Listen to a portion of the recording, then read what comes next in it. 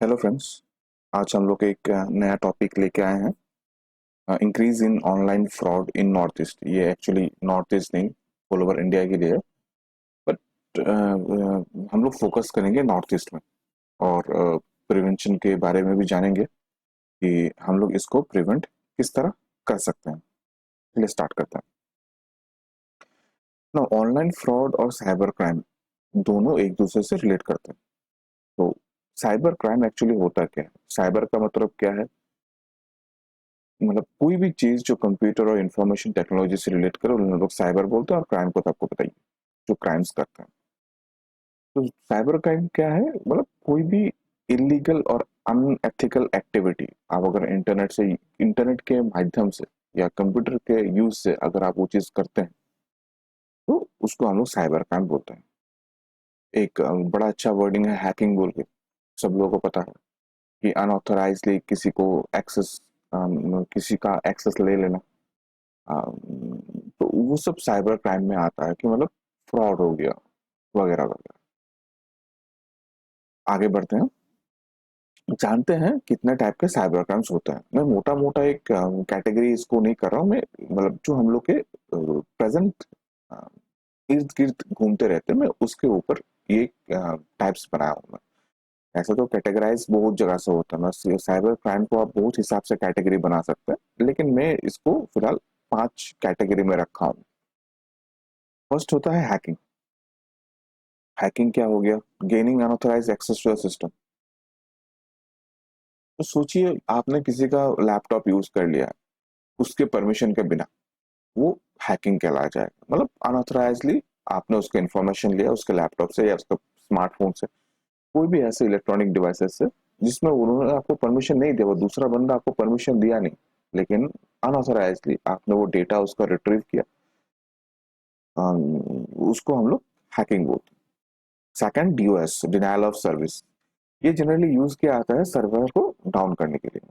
बहुत सारे रिक्वेस्ट एक साथ सर्वर पे थोप देना, फ्लड कर देना, तो उससे क्या होता है सर्वर डाउन हो जाता है। तो ये एक तरह का साइबर क्रिमिनल साइबर क्राइम के अंदर आता है ये चीज।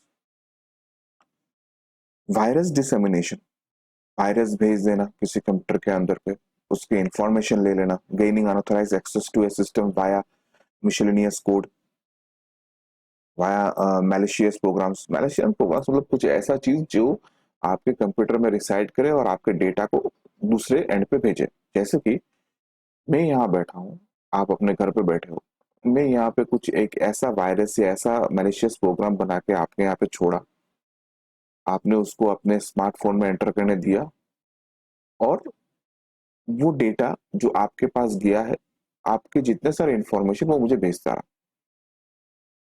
इसको हम लोग वायरस डिसेमिनेशन बोलते हैं। अब आप बोलोगे अरे हम तो वायरस लाएंगे क्यों, आप मुझे वायरस भेजोगे क्यों? मतलब मैं अगर हैकर होता हूँ, अगर मैं अगर कोई साइबर क्राइम करने वाला बंदा होता हूँ, मैं तो आपको वायरस भेजूंगा। आप वायरस डाउनलोड क्यों करेगा? आपको तो पता ही होगा क्यों मैं वायरस भेजा हूँ। इस तरह होता ही नहीं है चीज। अगर मैं आपको वायरस भेजूं तो वो वायरस के हिसाब से तो भेजूंगा नहीं, वो मैं किसी पिक्चर के अंदर भेजूंगा, कोई वीडियो फाइल के अंदर भेजूंगा, जब आप उसको डाउनलोड करो तो वो भी ऑटोमेटिक डाउनलोड हो जाए। ये हिसाब से ये चीज काम करता है, वर्कआउट ये हिसाब से करता है। नेक्स्ट पॉइंट जाते हैं, fishing. Design sending emails and creating websites for collecting individual online banking, credit card and other banking information और login information। फिशिंग मोटा मोटा हम लोग ऐसे समझते हैं कि एक ईमेल सेंड करते हैं यूजर को और इधर एक वेबसाइट क्रिएट किया जाता है, मिरर वेबसाइट। जैसे कि फेसबुक का एक मिरर वेबसाइट कर दे, क्रिएट कर दे। अब वो फेसबुक नहीं है लेकिन उसका एक मिरर वेबसाइट है। जब भी आप फेसबुक में लॉगिन करने जाओगे, जबकि वो वेबसाइट एक्चुअल में है नहीं, आपने लॉगिन डाल दिया, तो वो क्या करेगा? उसको तो स्टॉप कर देगा। मतलब इंफॉर्मेशन तो चला गया हैकर के पास। अब मैं उसको और भी सिंपल में समझाऊं, जैसे कि मैंने एक फेसबुक का लॉगिन पेज बनाया मेरे सर्वर और मैंने आपको दिया। अब आप अगर नॉर्मल बंदे हो, आपको जो ओरिजिनल फेसबुक का पेज है और मैंने जो पेज बनाया है उसमें डिफरेंशिएट मिलेगा ही नहीं। वो पूरा पूरा पूरा मतलब मिरर लगेगा। तो आपने क्या किया, आपने अपना लॉगिन इन्फॉर्मेशन मेरे वाले पेज पे जो मैंने डिजाइन किया उस पर डाल दिया। अब आपका यूजर नेम पासवर्ड तो मेरे को मिल गया, अल्टीमेटली मैंने आपका डेटा एक्सेस कर लिया। अब मैं उसके हिसाब से मैं फिर आगे बढ़ूंगा। तो जो वो टाइप की चीज होते हैं उसको हम लोग फिशिंग बोलते हैं। सेकंड आ जा रहा है credit card and UPI fraud, various techniques used by group of users to scam peoples and store their money. Store नहीं होगा, स्टोर होगा, वो बंदे ने गलत लिख दिया, store their money by digital method. No, अब चीज क्या होता है, या आजकल तो आप लोगों को मिलता होगा, ये न्यूज में आते रहता है कि 1.5 लाख रुपया ले गया, 50,000 रुपया ले गया यूपीआई के मीडियम से। तो ये यूपीआई फ्रॉड होता है, पैसा चुराना यूपीआई फ्रॉड के अंदर आता है। हम लोग मेनली यहाँ पे डिस्कस करेंगे फिशिंग और यूपीआई फ्रॉड के ऊपर में, यूपीआई या क्रेडिट कार्ड फ्रॉड या ऑनलाइन बैंकिंग फ्रॉड के, हम लोग यही दो टॉपिक यहाँ पे डिस्कस करेंगे मेनली। और कुछ मैं आपको प्रैक्टिकल इजी स्टेप्स बताऊंगा प्रिवेंशन के लिए। प्रैक्टिकली देखिए, गवर्नमेंट के गाइडलाइंस के हिसाब से तो आपको वगैरह वगैरह बड़ा कुछ दिया गया है, वो फॉलो करना जरूरी भी होता है। मैं ये नहीं बोलूंगा उसे फॉलो नहीं करना चाहिए, फॉलो करना जरूरी होता है। लेकिन प्रैक्टिकली अगर आप सोचिए कहीं में काम कर रहे हैं, कहीं कुछ कर रहे हैं, तो उतने सारे स्टेप्स फॉलो करना पॉसिबल नहीं है। तो हम लोग यहाँ पे प्रैक्टिकली जानेंगे किस हिसाब से आप उस मतलब ये फ्रॉड को रोक सकते हैं अपने ऊपर होने से। चलिए पहले ये पॉइंट देख लेते हैं, why cyber crimes are increasing. ना देखिए, साइबर क्राइम इंक्रीजिंग का मेन रीजन में अगर बताऊं तो वो सब यूजर जो कंप्यूटर में थोड़े अच्छे होते हैं और उनको अगर जॉब नहीं मिलता है और उनको कम टाइम में अच्छा खासा पैसा कमाना है, तो वो ये लाइन में चले जाते हैं। देखिए ये सोर्सेस है कुछ इंडिया टाइम्स के और कुछ दूसरे दूसरे लीडिंग न्यूज़पेपर्स के, तो उनके हिसाब से ये चीज हो रहा है। इंडिया टुडे का है और कुछ कुछ ऐसे न्यूज़पेपर्स है जिसको पढ़ के मैं ये चीज लिखा हूँ कि ये साइबर क्राइम्स इंक्रीज क्यों हो रहे हैं। उनके भी कोई एडिटोरियल होंगे जहां से उन्होंने भी रिसर्च किया होगा, तो उनके सोर्स से ये निकल के आ रहा है कि एक यूथ है जो मतलब कंप्यूटर में बड़ा अच्छा है, उसको पैसा अच्छा खासा कमाना है, तो वो इस जगह पे चले जाते हैं थोड़े मतलब साइबर क्राइम्स की तरफ, ये वाला पार्ट पे। और सबसे मतलब भयानक चीज ये है कि ये साइबर क्राइम्स को ट्रैक करने के लिए अभी तक उतनी एडवांस टेक्नोलॉजी हमारे इंडिया पे हुई नहीं। तो जो क्रिमिनल्स हैं वो एनोनिमियस रहते हैं, एनोनिमियस मतलब हिडन रह जाते हैं नेटवर्क के पीछे। तो इसके लिए भी एक कारण होता है कि यूज मतलब ये वो चूज करते हैं कि ये सब चीज करने में उनको मतलब एनोनिमस रहने को मिलता है, पकड़ में नहीं आता अच्छा से। Delaying detection of cyber crime due to lack of use of technology, वही मैं वही बोल रहा था। Liberal law in cyber crime, the scammers feelings are in law उतने स्ट्रिक्ट नहीं है साइबर क्रिमिनल के अगेंस्ट पे, तो स्कैमर भी थोड़े इजी फील करते हैं। ये मैं लास्ट पॉइंट में लिखा हूँ, मतलब आजकल तो और भी पॉइंट्स डेली डेली बेसिस में स्ट्रिक्ट हो रहे हैं, चेंजेस हो रहे हैं, तो इन द फ्यूचर तो ये अच्छे खासे स्ट्रिक्ट हो भी जाएंगे। लेकिन फिलहाल जब मैं वीडियो रिकॉर्ड कर रहा हूँ मुझे लग रहा है कि लॉ उतनी इफेक्ट में नहीं है, मतलब थोड़ी ईज में है, ज्यादा स्ट्रिक्ट नहीं है। अब जो पहले हम लोग जो बात कर रहे थे उस बात में आते हैं कि हम लोग यहाँ पे एक्चुअली दो टेक्निक्स के या दो ऑनलाइन फ्रॉड के बारे में ही बात करेंगे। एक हो गया फिशिंग, एक हो गया यूपीआई फ्रॉड्स, मतलब क्रेडिट कार्ड फ्रॉड या यूपीआई फ्रॉड। अब फिशिंग टेक्निक्स क्या होता है, देखिए फिशिंग एक ऐसा होता है कि आपको कोई मेल सेंड करे या आपको कोई मैसेज आए स्मार्टफोन में, कुछ भी तरह से एक ऐसे मतलब वेबसाइट्स एक बनाया जाता है या एक इस तरह से एक साइट को क्रिएट किया जाता है जो दिखने में हूबहू वही लगे, सेम टू सेम। अब मेरा ये फर्स्ट फर्स्ट का जो पेज है ये वाला, इस पिक्चर में आप देखेंगे ये मैंने जो गूगल ऑटोबॉट से एक मैसेज आया है, ठीक है। Hello this it has been while that since you last change sorry it has been a while since you last changed your password। देखिए आप कोई भी हिसाब से इसको पता नहीं लगा सकते हो कि ये गूगल से नहीं आया, आपको लगेगा ही ये गूगल से आया। हूबहू गूगल का तरह सब कुछ है, ठीक है। तो फिशिंग यही टेक्निक होता है कि आपको एक हूबहू गूगल का तरह एक मतलब वेबसाइट बना के दे दिया जाता है, आप एक लिंक भेजा जाता है, यहाँ पे जैसे लिंक है, ये जैसे लिंक है, यहाँ पे लिंक है, ये लिंक पे आप क्लिक करोगे दूसरा साइट खुलेगा जहाँ पे आपको पासवर्ड रीसेट करने के लिए बोलेगा, वो पासवर्ड आप रीसेट किए, गॉन, आपका पासवर्ड चला गया, जो आपको मतलब फिशिंग के लिए जो टेक्निक यूज किया था आपको फ्रॉड करने के लिए, डेटा आप उसके पास मिल गया। अब हम लोग जानते हैं इसके प्रिवेंशन के बारे में। अच्छा अच्छा, यहाँ पे और एक चीज है, ये सिर्फ डेटा के लिए नहीं, ये सिर्फ credit card numbers, login credentials उसके लिए भी यूज करते हैं। जैसे कि ये देखिए, credit card numbers, login credentials, इसके लिए भी ये सब फिशिंग यूज किया जाता है। क्रेडिट कार्ड का नंबर आपका ले लिया, सीवीवी पिन ले लिया, लॉगिन क्रेडेंशियल ले लिया, वगैरह वगैरह। तो बड़ा डेंजर चीज है ये। मैं यहाँ पे एक सिंपल सा टेक्निक बोलता हूँ आपको, इस समझे कैसे ये फिशिंग है या नहीं। बस ये लॉगिन पे ध्यान रखिएगा, यूआरएल एड्रेस बार जिसको हम लोग बोलते हैं, ये एड्रेस बार आप मोजिला यूज करते हो, फायरफॉक्स यूज करते हो, कुछ भी ब्राउजर यूज करते हो, इसको बोलता है हम लोग एड्रेस बार, ये एड्रेस बार। और इसी पे ही ध्यान दीजिए, अगर कोई फेसबुक का मिरर साइट खोल रहा है तो facebook.com में तो आएगा नहीं, यहाँ पे तो facebook.com दिखेगा नहीं, वो दूसरा कुछ साइट होगा, मतलब दूसरा कुछ इसमें लिखा रहेगा, वो facebook.com लेकिन लिखा नहीं रहेगा। तो इससे आपको पता चलेगा कि ये फिशिंग होकर रखा हुआ वेबसाइट। तो जैसे कि गूगल का कोई साइट है, गूगल का साइट में वो गूगल दिखेगा नहीं, अगर आपको गूगल दिखता है that is a legitimate one, वो लेजिटिमेट है। लेकिन अगर आपको वो साइट दिखाई दे रहा है जहाँ पे गूगल लिखा हुआ नहीं है, तो मेरे हिसाब से उसको आप ऑर्थो रिसर्च करो, देखो उसमें क्या प्रॉब्लम है, उसमें क्या इशू है। तो उसको रिसर्च करो, देखो कि वो एक्चुअली गूगल ने सेंड किया है या नहीं किया, उसके बाद आप फिर उसको आगे बढ़ो। लेकिन मेरे हिसाब से उसी में आप स्टॉप कर दो, वो एक फिशिंग का टेक्निक हो सकता है, और आपके जो क्रेडिट कार्ड लॉग मतलब क्रेडेंशियल्स हैं, लॉगिन क्रेडेंशियल्स हैं, वो आपसे मतलब स्टील कर दिया जा सकता है बाय दिस टेक्निक। तो सिंपल सा एक, अगर ये थोड़ी सावधानी बरतें, ये एड्रेस बार को हम लोग देखें, उसके यूआरएल को देखें, तो हम लोग ये टेक्निक से बच सकते हैं।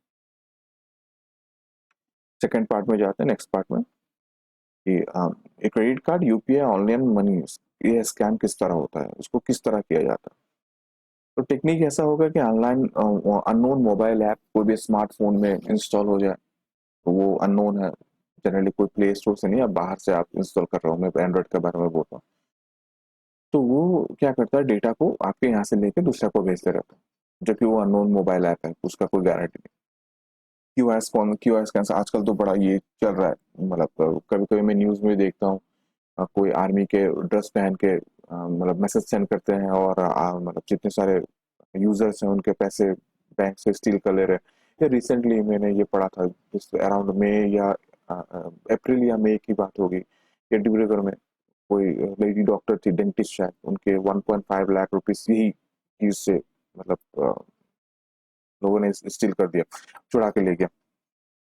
तो मतलब बात यही है, हम लोग इसको आगे जानेंगे, टेक्निक किस तरह आपको प्रिवेंट करना, बेसिक प्रैक्टिकल में आपको बताऊंगा किस तरह इसको प्रिवेंट किया जा सकता है। तो ये एक टेक्निक होता है क्यूआर स्कैन से आपका पैसा को ले जाना, आपके अकाउंट से मतलब चुरा लेना। और थर्ड पार्ट हो गया चार्जिंग पोर्ट्स, डेटा आपके जितने सारे मोबाइल पे है वाया चार्जिंग पोर्ट, मतलब वो चार्जिंग पोर्ट नाम का ही होता है, डेटा ट्रांसफर केबल होता है, और जितने सारी चीजें आपके डेटा से केबल कर मतलब सॉरी डेटा केबल से वो दूसरे स्टोर इन्फॉर्मेशन में ले लेते हैं। नेक्स्ट जाते हैं हम लोग, अभी हो गया प्रिवेंशन।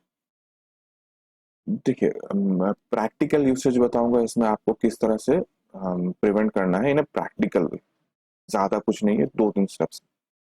फर्स्ट स्टेप्स जो पहले मैंने पहले पॉइंट में दिया हुआ, नया टेक्निक है, जितना टेक्नोलॉजी एडवांस होगा उतने ये क्राइम्स बढ़ते रहेंगे, ये एक फैक्ट है, जितने प्रोन्स है उतने क्रोन्स भी होंगे। तो हमेशा वो टेक्नोलॉजी के बारे में थोड़े अगर टाइम मिले तो वो जानकारी आप लेते रहना कि काम किस तरह कर रहा है, इसके बचना कैसे है, इसको किस तरह से मतलब काम कैसे करता है, जब भी आप वक्त मिले छोटे मोटे। इसमें क्या होता है, आप वो टेक्नोलॉजी के बारे में थोड़ा जानते हो, थोड़ा समझते हो, उसको किस तरह काम करता है, वो अगर समझ लिए तो आपके दिमाग में एक इम्प्रिंट बैठ जाता है कि ये इस तरह काम करता है, और दूसरे वाला बंदा अगर कोई आपको फ्रॉड करना चाहे तो उसको आप थोड़े से स्टॉप कर सकते हो उसी लेवल पे, मतलब वो तो आगे जा ही नहीं सकता, फिर आप उसी में उसको स्टॉप कर दो, ठीक है, क्योंकि आपको पता ही है कि बेसिक चीज किस तरह काम करता है। तो अगर वो टेक्नोलॉजी के बारे में, वो टेक्निक के बारे में अगर थोड़े आप पढ़ते रहते हो फ्री टाइम में, that will be very much beneficial. अब सेकंड वो फिशिंग के लिए आते हैं, जो इसके बारे में मैंने बताया था, फिशिंग टेक्निक के लिए बताया, ये एड्रेस बार, ये एड्रेस बार ही है जो वो पूरे चीज को आपको बचा सकता है, ये वाला एड्रेस बार। तो फिशिंग में हमेशा आप एड्रेस बार को चेक करो और यूआरएल को चेक करो। फॉर एग्जांपल अगर गूगल से कोई मैसेज आया है, कोई लिंक आया है, अगर वो लिंक पे क्लिक करोगे तो गूगल ही दिखना चाहिए, वो तो गूगल.com, गूगल.in, गूगल.org, वो गूगल ही होना चाहिए वहाँ पे।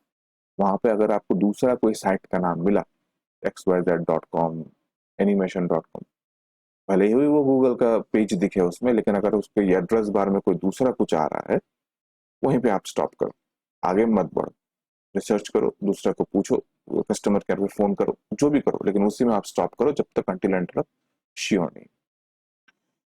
तीसरा नंबर पॉइंट, ये तो वहां पे लिखा हुआ रहता है, ये गाइडलाइंस में मैंने वो कुछ गाइडलाइंस वाला लिख दिया यहाँ पे, never open emails from unknown sources containing suspicious attachment और फिशिंग लिंक्स। देखिए एक्चुअल में तो समझ में आएगा नहीं ये फिशिंग लिंक्स है या नहीं है, अटैचमेंट वायरस है या नहीं है। तो सबसे बेस्ट आंसर ये होते हैं कि अपने कंप्यूटर में एंटीवायरस लगा लीजिए, कि कोई भी अटैचमेंट्स आपके यहाँ पे डाउनलोड हुआ तो एंटीवायरस उसको pre defined pre project time में उसको वहीं पर रोक दे। फिशिंग के लिए मैंने आपको बताया था कि आप एड्रेस बार चेक करो, वो एड्रेस बार ही एक है जो आपको वो स्कैम से बचा सकती है। मतलब देखिए, है तो हजारों तरीके, लेकिन मैं आपको प्रैक्टिकल बता रहा हूँ कि एक शॉर्ट पीरियड ऑफ टाइम में आप बचे कैसे। 3 नंबर हो गया, keep your PIN, password, credential और debit card number CVV private. हाँ, ये सब भी हम लोग प्राइवेट रखते हैं, फिर भी स्कैम होते रहते हैं, ठीक है। अवॉइड, मैं बताता हूँ आपको वो यूपीआई जो प्रिवेंशन के बारे में, ये खत्म कर लो। Avoid saving card details on website, devices, public laptop, desktop, ये अवॉइड, हाँ ये अवॉइड कर सकते हैं, लेकिन जनरली हम लोग रखते भी नहीं है, लेकिन फिर भी मतलब स्कैम हो जाता है। तो जो ऑनलाइन फ्रॉड है, यूपीआई फ्रॉड है, उसमें बचे कैसे, मैं आपको फिर से एक रिवाइज कर दे रहा हूँ इसके प्रिवेंशन के बारे में। देखिए मैं टेक्निक यहाँ पे दो का ही बता रहा हूँ, एक हो रहा है फिशिंग, एक हो रहा है यूपीआई फ्रॉड के बारे में। जो यूपीआई जो ऑनलाइन फ्रॉड्स हो रहे हैं, जो मैक्सिमम हर जगह पे दिखने को मिल रहा है आपको। फिशिंग के लिए तो एक चीज मैंने बता दिया, आप एड्रेस बार देखो और यूआरएल देखो, यूआरएल और एड्रेस बार, ये दोनों में ही आपको पता चल जाएगा कि साइट फिशिंग में है या नहीं। सेकंड, यूपीआई जो मनी फ्रॉड होता है उसमें आपको बस एक ही चीज ध्यान रखना है, आपको पिन एंटर नहीं करना। जब भी मनी आप भेजोगे आपको पिन एंटर करना होगा, ठीक है? तो वो पिन आप दो ही मत। और सबसे इजी वे होता है कि आप वो अकाउंट का दूसरा एक वर्जन बना लो। जैसे कि मैं आपको बता रहा हूँ, कि जैसे कि आपका अकाउंट है स्टेट बैंक ऑफ इंडिया में, आप एक अकाउंट में गूगल पे का दो, वही स्टेट बैंक अकाउंट में लिंक करो, और दूसरे आप फोन पे से वही सेम अकाउंट को आप लिंक करो ना। जीपे में आप क्या कर लिए, आप पूरे ट्रांजेक्शन आप अपने कर रहे हो, जैसे घर का बिल हो गया, रंट बिल हो गया, आप पूरा जो ट्रांजेक्शन आप जीपे पे कर रहे हो, लेकिन बाहर का बिजनेस का जो भी चीज आता है, जो पैसा आपको लगता है कि सेफ साइड नहीं है मुझे वो देना, वो आप फोन पे लो। अब फोन पे में आपको ये चीज रखना है कि मुझे वहां पे पिन देना ही नहीं है, पिन का वहां पे चक्कर नहीं है, क्योंकि जब पैसा आप रिसीव करते हो पिन का जरूरत नहीं पड़ता। ये सिंपल एक चीज आपको बहुत बड़े लॉस होने से बचा सकता है। सिम, सिंपल एक चीज, आपको पिन डालना नहीं है। जब भी आप किसी से पैसा रिसीव करो, आप पिन मत डालो। जितना भी कोई इमोशनली आपको अटैच करे, जितना भी इमोशनली आप उससे बात करें, जितना भी आपको बोले कि जल्दी कीजिए, जितना भी हो, आपको पिन डालना नहीं है। ये एक चीज आपको मतलब बहुत बड़े लॉसेस होने से बचा लेगी, अगर ये चीज आपको आप ध्यान रखें कि मुझे पिन डालना ही नहीं।